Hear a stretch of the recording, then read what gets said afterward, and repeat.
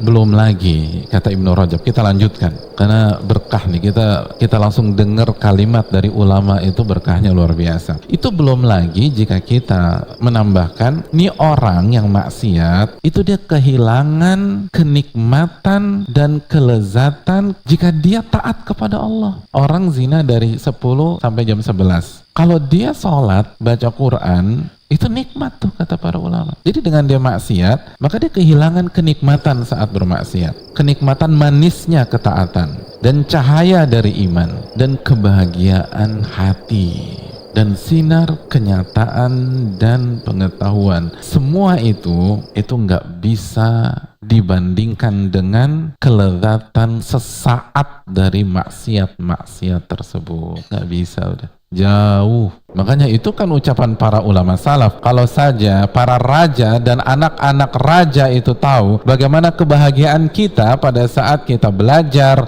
pada saat kita sholat, pada saat kita puasa, pada saat kita berzikir, maka mereka berusaha merebut semua itu dari kita, walaupun harus mencambuk kita. Dalam riwayat, mereka nggak segan-segan membunuh kita karena cemburu sama kita dan pengen merebut kebahagiaan, karena mereka nggak ngerti. Mereka pikir dengan cara membunuh kita tuh dapat tuh kebahagiaan itu. Enggak, kebahagiaan itu milik Allah. Karena sekali lagi, kesian orang yang maksiat hatinya hancur. Allah yang mengatakan, hadirin, dalam surat Thaha 124, wa man a'rada an dzikri fa inna lahu ma'isyatan dhanka. Barang siapa yang berpaling dari peringatanku, berpaling dari agamaku, berpaling dari syariatku, fa inna lahu ma'isyatan dhanka, maka dia akan menjalani kehidupan yang penuh dengan derita. Wa nahsyuruhu yaumal qiyamati a'ma, dan kita akan bangkitkan dia pada hari kiamat dalam kondisi buta, dongka, dia sengsara.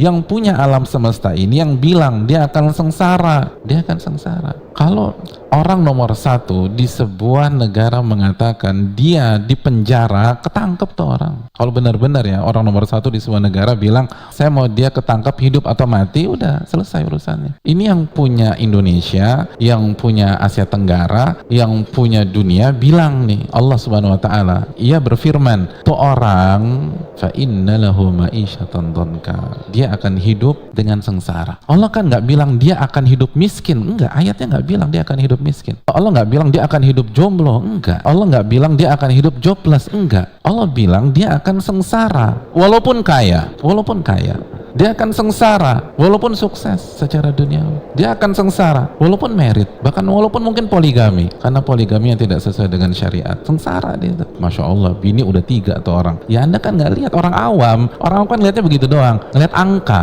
nggak melihat apa di balik angka tersebut. Itu orang awam begitu. Allah bilang sengsara tuh orang, sengsara. Lalu Anda punya harapan Anda akan tetap berpegang dengan asumsi-asumsi tadi? Nggak bisa. Nah, ini kan butuh ilmu, hadirin. Dengan dapat ilmu kita jadi takut nih, karena gue nggak mau sengsara.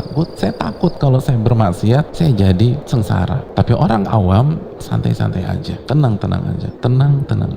Ingat, maksiat akan membuat kita celaka di dunia maupun di akhirat. Hasan Al-Basri pernah menyatakan, sesungguhnya dosa itu akan mendapatkan ganjaran di dunia dan akan mendapatkan ganjaran di akhirat. Kena tuh. Dari mana Hasan Al-Basri membuat kesimpulan demikian? Dari ayat Al-Quran surat At-Tur ayat 47. Wa inna lilladzina zalamu adzaban duna dzalika walakinna aktsarahum la ya'lamun. Dan sesungguhnya orang-orang yang zalim akan mendapatkan azab di bawahnya. Maksudnya apa? Azab di dunia sebelum di akhirat. Tapi mayoritas mereka nggak tahu, gagal paham, nggak ngerti, pasti kena azab. Jadi pasti ada azab di dunia, azab di akhirat. Terakhir, apa penjelasan Hasan Al-Basri? Apa sih azab di dunia? Mari kita simak. Kata Hasan Al-Basri, azab di dunia buta terhadap agama. Itu yang pertama, buta terhadap agama. Jadi dia sekaya apapun, sebanyak apapun rumahnya, sekuat apapun bisnisnya, ketika dia nggak ngerti agama, itu azab di dunia. Azab di dunia. Jangan kagum sama orang begitu. Itu azab tuh.